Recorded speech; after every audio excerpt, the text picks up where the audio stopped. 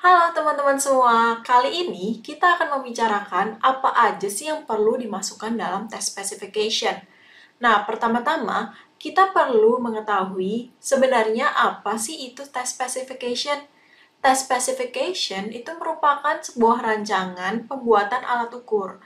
Jadi, test specification ini merupakan blueprint kita dalam pembuatan alat ukur. Seperti blueprint untuk membuat bangunan. Kita perlu merancangnya secara detail agar kita tidak salah saat membangun bangunan tersebut. Nah, makanya itu kita perlu nih membuat test specification. Nah, apa aja sih yang perlu dimasukkan? Nah, ada 5 komponen yang perlu dimasukkan dalam test specification. Ada general description, prompt attributes, response attributes, sample item, dan specification supplement. Nah, yang pertama itu general description. General description ini merupakan deskripsi singkat nih mengenai alat ukur kita. Apa itu jenisnya, tujuan alat ukurnya, konstruk yang diukur itu apa, terus target respondennya siapa aja. Nah, itu yang kita perlu masukin tuh di general description. Nah, selanjutnya ada prompt attributes.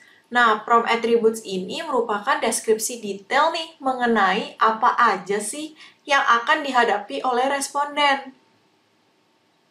Nah, di dalamnya itu perlu ada deskripsi item, terus instruksi pengerjaannya secara umum. Nah, lanjutnya ada response attribute. Nah, response attribute ini merupakan deskripsi mengenai apa yang akan terjadi saat responden mengerjakan tes. Nah, di dalamnya itu ada cara pengerjaannya, cara scoring item maupun cara scoring alat ukurnya. Nah, selanjutnya ada sampel item nih. Nah, sampel item ini berisikan dengan contoh-contoh item yang akan kita buat nih nanti setelah test specification. Nah, selanjutnya ada specification supplement, di mana ini merupakan deskripsi detail mengenai info-info yang dibutuhkan dalam pembuatan alat ukur. Nah, mungkin kita lihat kali ya teman-teman untuk contohnya sebagai berikut. Nah, kita lihat ya contohnya. Ini contohnya. Pada halaman pertama ini tuh masuk dalam general description, di mana di bagian atas ini nih, yang bagian warna kuning ini adalah deskripsi alat ukur, di mana tuh ada isinya tuh ada nama alat ukur, konstruknya apa yang diukur, jenisnya apa, tujuan penggunaannya, terus ini kebetulan ada derajat kesulitan, terus ada perkiraan waktu pengerjaannya berapa sih. Nah, terus ada yang di bawahnya lagi, yang warna orange, itu adalah deskripsi responden. Deskripsinya, siapa aja sih yang bisa mengerjakan tes ini? Test taker minimal berusia 15 tahun, pendidikan test taker minimal lulus SD, terus ini tidak memiliki kerusakan. Oh, ini karena mungkin special attitude ya, yaitu tentang intelijensi gitu kan.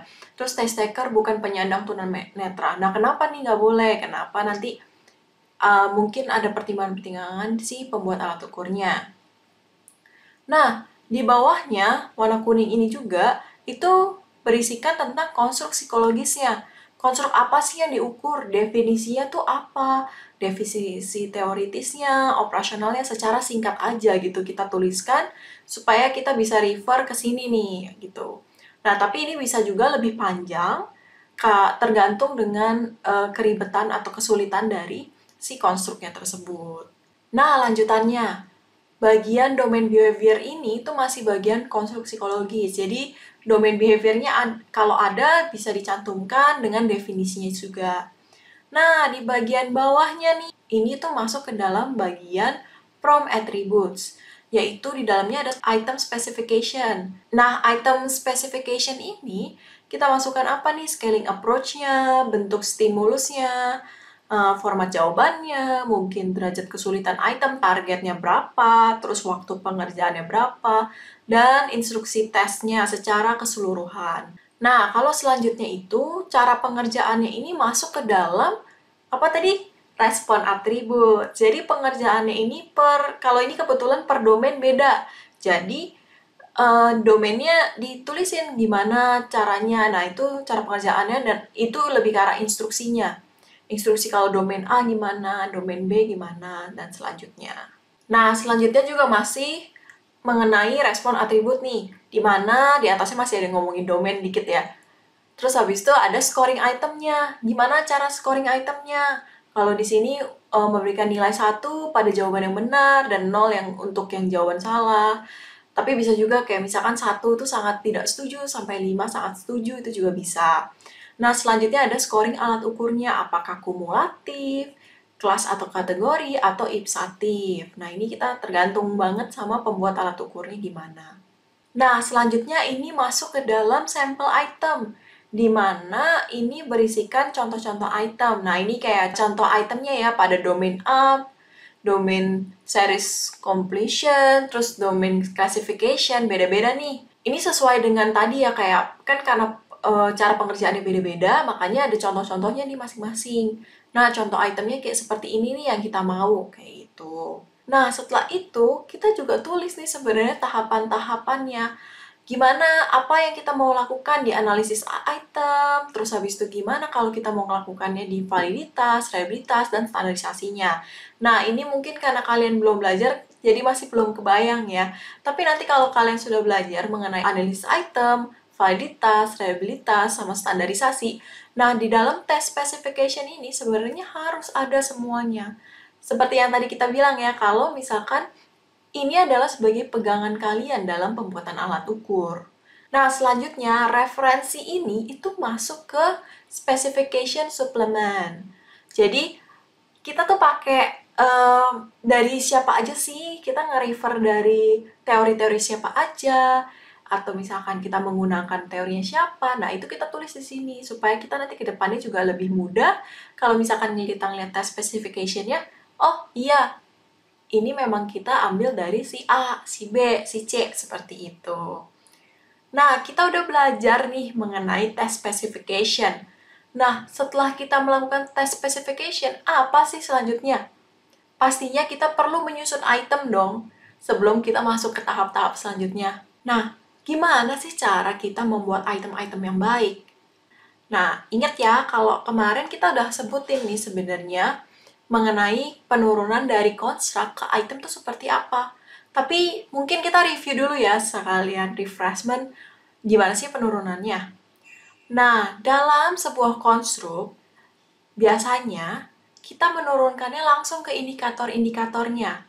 Jadi contohnya seperti ini nih, ada indikator A, B, C, dan seterusnya tuh, sampai bawah. Nah, dari indikator-indikator ini, kita kelompokkan domain-domainnya. Ada domain A, ada domain B, ada domain lain-lainnya, seterusnya. Nah, ini biasanya terjadi, tapi ada juga sih teori-teori yang sudah mencantumkan domain-domainnya. Jadi lebih mudah kita seperti yang kita tahu dari kemarin-kemarin, bahwa memang suatu konstruk itu atau suatu konsep bisa diturunkan ke domain dan diturunkan lagi ke indikator. Nah, realitanya tidak semua konsep atau konstruk itu langsung ada domainnya. Biasanya kita harus cari dulu nih perilaku-perilaku spesifiknya, lalu kita kelompokin sendiri-sendiri di domain-domainnya. Nah, terus setiap indikator ini bisa kita turunkan ke beberapa item. Tapi ingat, satu indikator memang bisa kita turunkan nih. Misalkan nih, contohnya indikator A kita turunkan ke 5 ya. Ini sekitar 5 atau lebih item. Tapi mereka itu tetap mengukur hal yang sama. Ini sebenarnya tidak boleh nih kalau misalkan dalam suatu alat ukur kita ngukur hanya satu indikator doang. Kenapa nggak boleh? Karena kita kan nggak mau ya kalau alat ukur kita itu hanya mengukur satu indikator. Karena kita udah tahu ya tadi bahwa satu konstruk itu aja kita bisa turunin ke banyak banget indikatornya. Jadi kalau hanya mengukur satu indikator aja, itu belum tentu mengukur si konstruk yang besar ini. Nah, maka itu kenapa biasanya kita memilih satu item yang terbaik di setiap indikator. Nah, kita udah inget nih gimana cara kita nuruninnya ke item. Nah, tapi item itu berbeda ya dengan indikator. Indikator itu adalah suatu perilakunya. Sedangkan item itu adalah seperti kayak soalnya atau pernyataannya yang merefer perilakunya, supaya kita bisa mengukur si perilakunya. Nah, pada video sebelumnya, kita udah membahas nih mengenai pertimbangan-pertimbangan apa aja sih untuk memilih item yang tepat dalam alat ukur kita. Nah, sekarang kita akan lebih membahas bagaimana sih cara membuat item yang baik atau gimana cara penulisan item yang baik. Masih ingat ya bahwa jenis alat ukur itu kita bagi menjadi dua, yaitu optimal performance test dan typical performance test. Nah, ingat bahwa untuk item-item pada optimal performance test itu memiliki jawaban benar atau salah. Sedangkan untuk typical performance test itu nggak ada nih namanya benar atau salah. Jadi kita bahas dulu per satu-satu di mana sih ciri-ciri si optimal sama si typical performance test. Nah, untuk tipe item optimal performance test, nah biasa tuh ada 4 komponen utama nih, yaitu ada pertanyaan, jawaban, informasi pendukung, dan yang terakhir adalah kunci jawabannya. Nah, pertanyaan ini itu ya berisikan pertanyaan yang akan dijawab nanti sama responden. Nah, kalau jawaban itu bisa hanya jawabannya aja, atau ada alternatif jawabannya. Misalkan, contohnya kalau kalian menggunakan multiple choice, ada alternatif jawabannya. Nah, selanjutnya ada yang namanya informasi pendukung. Nah, informasi pendukung ini, itu adalah informasi-informasi yang mendukung si jawaban atau si pertanyaan. Nah, tapi informasi pendukung ini nggak boleh ada di pertanyaan dan jawaban. Nah, maksudnya gimana? Mungkin kita langsung aja ke contohnya kali ya, biar lebih mudah. Nah, ini ada nih contoh item multiple choice. Nah, di atasnya itu ada pertanyaan dan di bawahnya ada pilihan jawabannya. Nah, kita lihat ya bahwa di bagian ini, warna oranye ini, itu merupakan pertanyaan atau yang kita sebut sebagai stem. Nah, kalau bagian yang ini, A, B, C, D ini, merupakan jawaban-jawabannya. Jadi, termasuk ya bahwa ada alternatif jawabannya sama jawabannya. Jawabannya yang mana sih? Itu yang di bold, yaitu completion item. Nah, ini masuk ke jawabannya atau kunci jawabannya apa. Nah, sedangkan yang B, C, D ini, kita sebut sebagai alternatif jawaban atau distraktor. Jadi ini yang mendistract orang-orang dari jawaban benarnya. Nah, ini kalau multiple choice ya. Nah, satu hal lagi yang perlu ditekankan bahwa item-item pada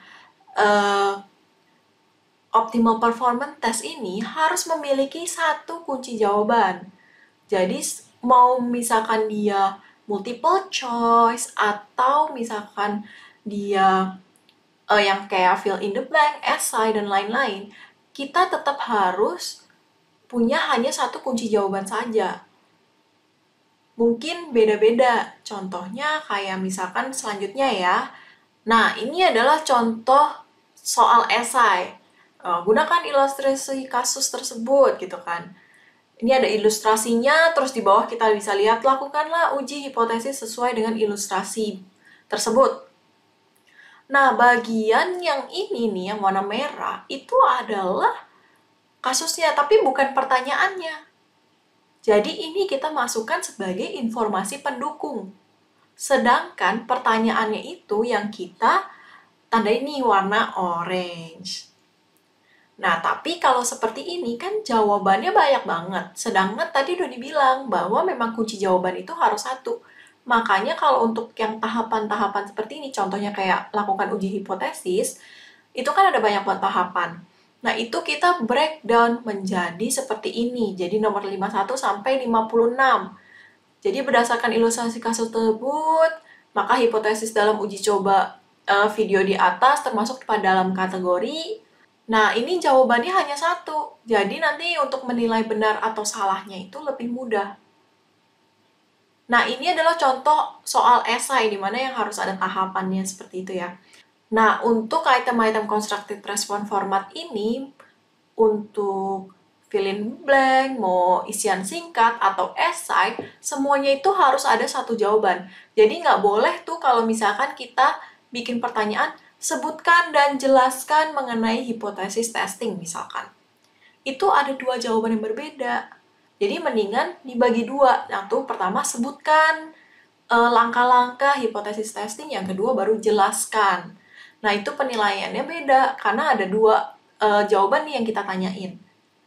Nah, maka itu kunci jawaban ini memang hanya satu. Nah, tapi untuk kalau misalkan untuk isian singkat, kita bisa juga pakai kisi-kisi eh, seperti misalkan jawabannya harus mengandung A dan B. Nah, kalau A dan B itu dimasukkan, artinya dia benar. Atau misalkan kalau dia hanya masukkan A, dia ternyata salah. Nah, harus spesifik seperti itu. Nah, apa aja sih yang perlu kita pertimbangkan dalam menyusun pertanyaan? Nah, pertanyaan yang dituliskan itu harus dituliskan dengan jelas. Nah, ini supaya responden nggak bingung nih maksud pertanyaan itu apa sih yang dimaksud gitu kan. Jadi pertanyaannya itu harus jelas. Nah, yang kedua itu kita harus menghindari pertanyaan yang bertele-tele. Nah, kayak soal contoh esai tadi, ada sih informasi pendukungnya, tapi itu tidak kita masukkan di pertanyaannya. Pertanyaan itu hanya satu kalimat di bawah, singkat, padat, dan jelas, mengenai lakukanlah uji hipotesa. Nah, itu pertanyaannya singkat, padat, dan jelas. Nah, tapi uji hipotesa yang seperti apa? Nah, itu ada di informasi pendukungnya, kasusnya seperti apa. Nah, selanjutnya hindari kata dasar negatif. Maksudnya gimana sih? Kayak misalkan, pernyataan di bawah ini semuanya benar, kecuali. Ah, itu sebenarnya pertanyaan yang kurang baik. Jadi kalau nggak, pernyataan yang tidak benar di bawah ini yang mana? Nah, itu tuh harus dihindari, teman-teman. Nah, selanjutnya, kalau misalkan kalian bikin multiple choice, gimana sih cara bikin distraktor yang bagus supaya bisa menjadi pengecoh yang bagus nih, gitu kan? Ada beberapa. Yang pertama, hindari alternatif yang tumpang tindih. Jadi nggak boleh tuh kalau misalkan terlalu mirip dengan kunci jawabannya. Nanti orang akan bingung kan. Memang sih itu pengecoh, tapi jadi orang nggak bisa tahu mana yang benar jawabannya. Terus juga hindari alternatif yang sangat berbeda. Jadi nanti orang kalau ngelihat jawaban ini, ini udah pasti bener nih kalau gitu. Nggak boleh itu seperti itu. Ini juga sama, dimana hindari alternatif yang tidak masuk akal. Jadi, kita udah tahu nih kalau ini tuh jawabannya udah pasti enggak gitu. Misalkan pertanyaannya mengenai binatang, tapi ada alternatif jawaban, ternyata buah. Nah, itu nggak boleh tuh. Kita udah tahu tuh, udah pasti salah tuh buah kan. Jadi kita nggak mungkin pilih. Nah, itu alternatif yang kurang baik. Dan selanjutnya adalah hindari ungkapan alternatif yang tidak konsisten. Mungkin lebih ke arah pembahasannya. Kalau misalkan pembahasannya udah pasti beda, orang mungkin akan menganggap itu jawaban yang salah atau udah pasti benar. Karena bahasanya kok beda sendiri. Kenapa nih? Ada kodenya ya. Kadang-kadang ada sih orang yang melihatnya seperti itu. Nah, ini memang harus dipertimbangkan teman-teman untuk membuat item yang baik. Nah, teman-teman bisa melihat juga lebih detail lagi di link yang aku berikan di description. Jadi, teman-teman bisa melihat lebih lanjut gimana sih cara membuat item yang baik untuk multiple choice, untuk esai, dan seterusnya. Nah, tadi kita udah ngomongin nih tentang item optimal performance test. Gimana kalau item-item typical performance test gitu?